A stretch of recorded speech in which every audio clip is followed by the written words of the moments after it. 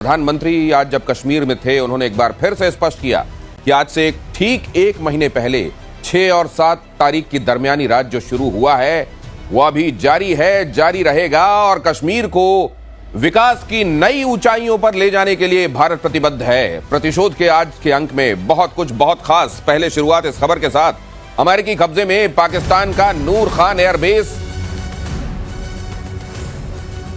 अमेरिकी एयरबेस से सामान निकालने में जुटा है। अमेरिका एयरबेस से सामान निकालने में जुटा हुआ है। ये नूर खान एयरबेस को लेकर लगातार ये बातें सामने आ रही हैं कि अमेरिका का यहां जबरदस्त इंटरवेंशन था और अमेरिका एयरबेस से अपना सामान निकालने में जुटा हुआ है। रावलपिंडी से 10 किलोमीटर दूर ये नूर खान एयरबेस, पाकिस्तान सेना को भी वहां जाने की इजाजत नहीं है। कहा जाता है कि अमेरिका का कंट्रोल ऐसा है यहां पर कि पाकिस्तान भी वहां उससे पूछ कर जाता है। तो इसको अमेरिका का एयरबेस गिना जाना चाहिए या पाकिस्तान का, यह भी एक बड़ा सवाल है। 10 मई को भारत की ब्रह्मोस ने इसे बनाया था निशाना।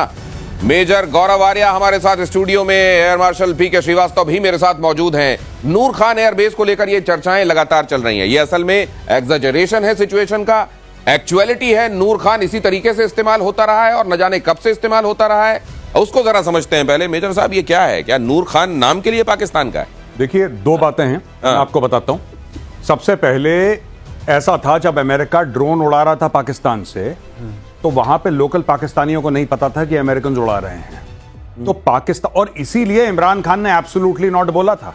इमरान खान से जब अमेरिकन ने बेस मांगा था, इमरान खान ने मना करा था। उसी के चक्कर में उसकी सरकार गई और आज वो जेल में सड़ रहा है।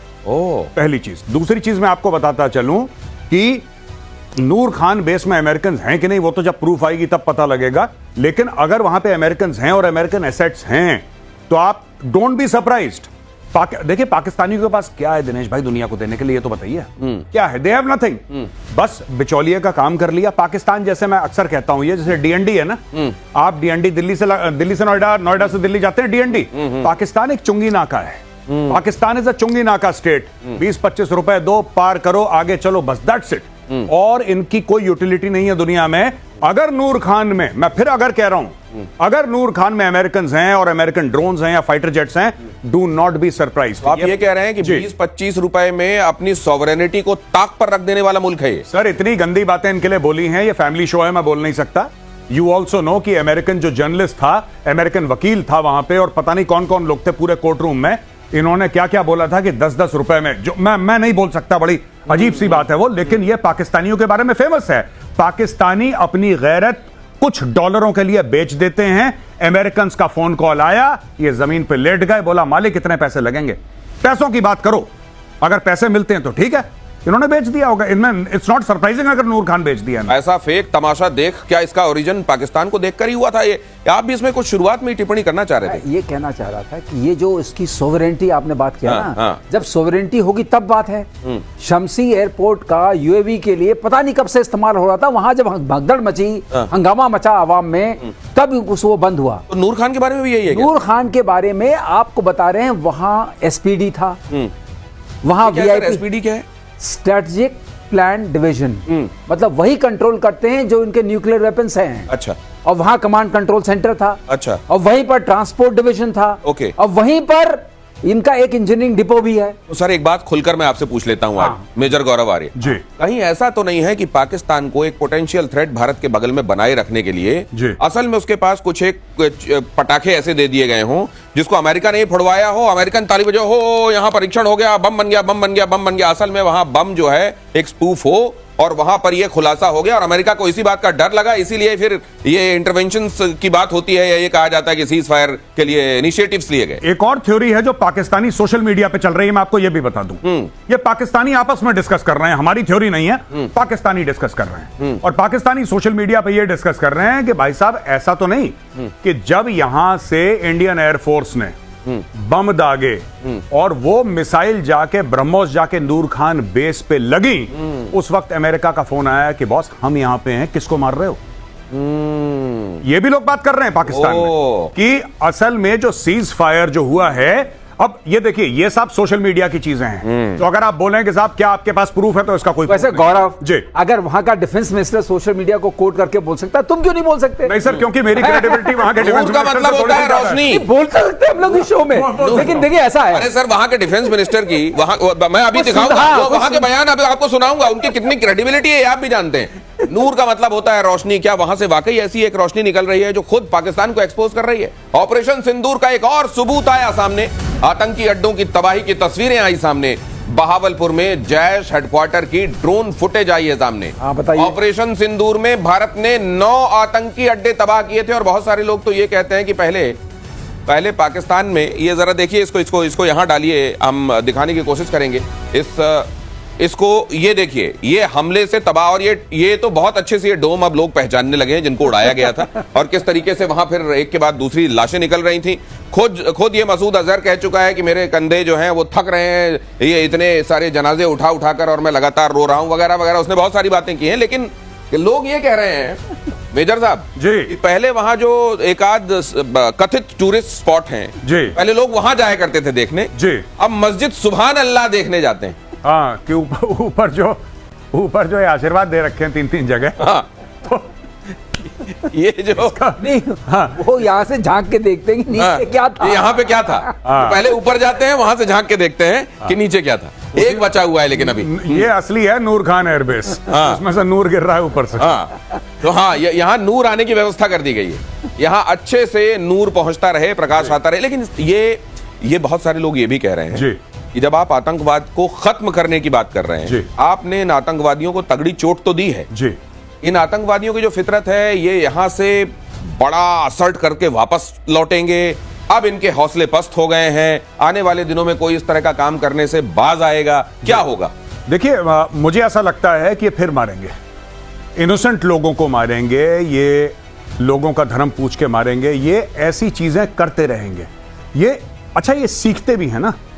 कई बार पाकिस्तान ने प्लान बनाया, पाकिस्तान का 1965 और 1999 कारगिल में यह प्लान था कि जब हम घुसेंगे भारत के अंदर, जब हम अटैक करेंगे, तो कश्मीरी मुसलमान हमारे साथ खड़ा हो जाएगा और भारत के खिलाफ वो कार्रवाई करना शुरू कर देगा। तो कश्मीरी मुसलमानों ने दिखा दिया ठेंगा, बोला गेट आउट। तो पाकिस्तान का पूरा मामला फ्लॉप हो गया। अब इन्होंने क्या सोचा कि जब हम धर्म पूछ के सर पे गोली या छाती पे गोली मारेंगे तो भारत में हिंदू मुस्लिम फसादात हो जाएंगे।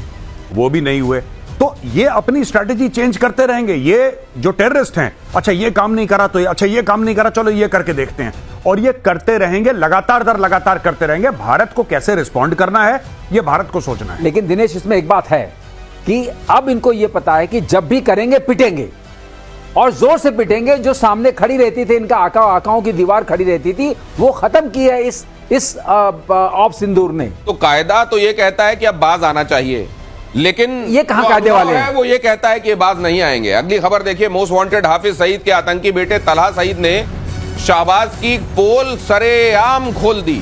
तो रोज आतंकी तलहा सईद ने कहा, खुलेआम मुनीर आर्मी की सुरक्षा में घूमता है हाफिज सईद। आतंकी तलहा का दावा, पाकिस्तान सरकार हाफिज को भारत सौंपने के बारे में सोच भी नहीं सकती। ये हौसले हैं इनके वहां पर। जरा सुन लीजिए, ये देखिए, ऐसे डिक्टेट किया जाता है वहां पर, वहां की सरकारों को। ये डेजिग्नेटेड टेररिस्ट है, ये डेजिग्नेटेड टेररिस्ट। और मैं उम्मीद करता हूं सिर्फ पाकिस्तान नहीं, पूरी दुनिया में इसको देखा जा रहा होगा।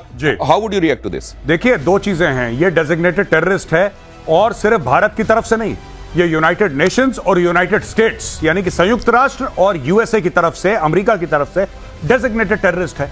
खुलेआम घूम रहा है, खुलेआम इसको सिक्योरिटी प्रोवाइड करी जा रही है।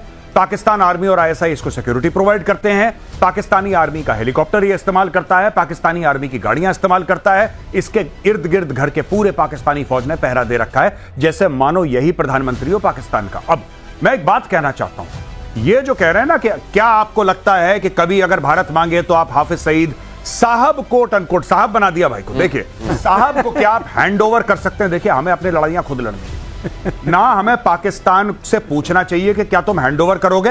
हम पता लगाएं ये कहां रहता है, वहां पे आपको ब्रह्मोस मारना है, वहां पे टीम भेजनी है, वहां पे आपको पैरा एसएफ की टीम भेजनी है इसको निपटाने के लिए। आपको जो करना है आप करिए, लेकिन देखिए बात ये नहीं है कि हम हाफिज सईद को खत्म करने में कामयाब हुए नहीं हुए, that is not the point. Point ये है कि हाफिज सईद हर रात को अपना घर बदले, उसके मन में ऐसी दहशत, ऐसा खौफ होना चाहिए कि हर रोज अटेम्प्ट हो रहा है हाफिज सईद की लाइफ पर। हर रोज मौलाना मसूद अजहर यह कह रहा है कि रात को अगर मैंने आंखें बंद कर दी तो हो सकता है सवेरे मैं खोल ना पाऊं अपनी आंखें। इतनी दहशत इनके मन में। एंड एवरी सिंगल डे आप कैसा भी करें, आपको मिसाइल मारनी है, आपको किसी और को भेजना है, किसी और से आप भी समझ रहे हैं मैं किसको बोल रहा हूं। बिल्कुल, आपको अज्ञात भेजने, आपको जो करना है डेली अटेम्प्ट होना चाहिए।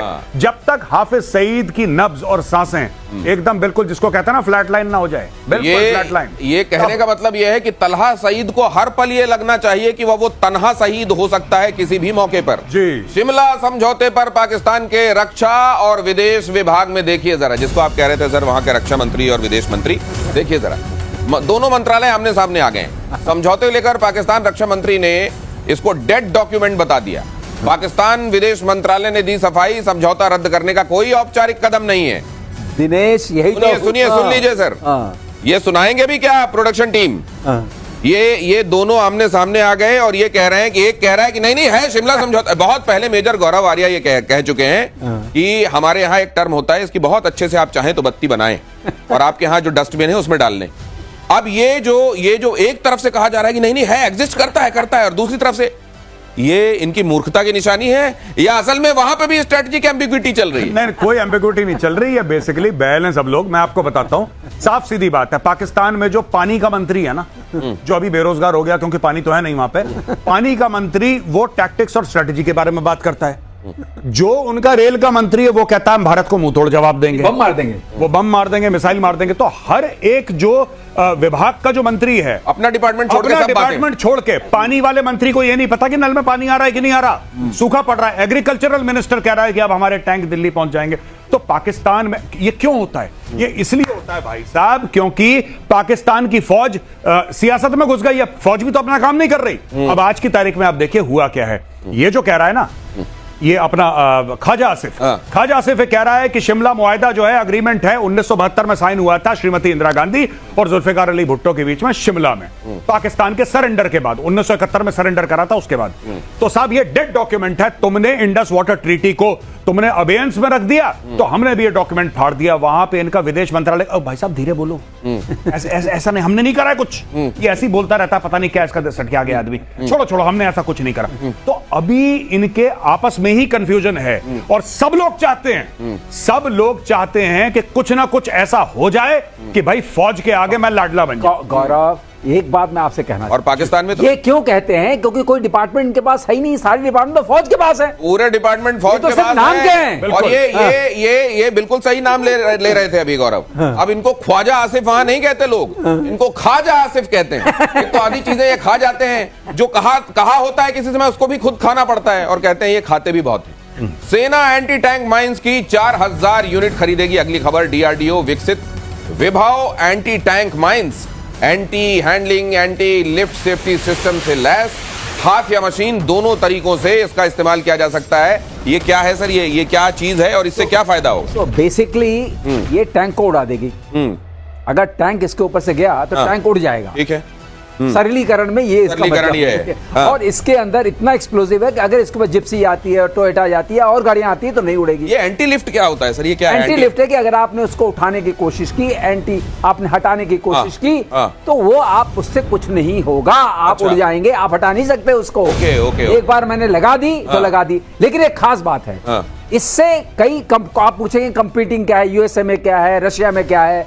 तो यूएसए में जो है वो 62 T62 वगैरह कहलाती है, और रशिया वाली और यूएस वाली M15 वगैरह कुछ कहलाती है। तो अगर उनसे तुलना करें, उसमें स्टील का है, इसमें प्लास्टिक का है। अच्छा। प्लास्टिक का होने से माइन डिटेक्टर से डिटेक्ट नहीं कर सकते। और इसका खास काम क्या होता है, अगर हम चाहते हैं कि इस रास्ते पर टैंक नहीं आए, ओके, आपने बिछा दी, टैंक डिनायल हो गया। टैंक रूट डिनायल, मतलब टैंक तो जा नहीं सकता उसमें से, तो आगे सेनाएं बढ़ नहीं सकती हैं। ये बहुत बड़ी चीज है बॉर्डर सिक्योरिटी के लिए,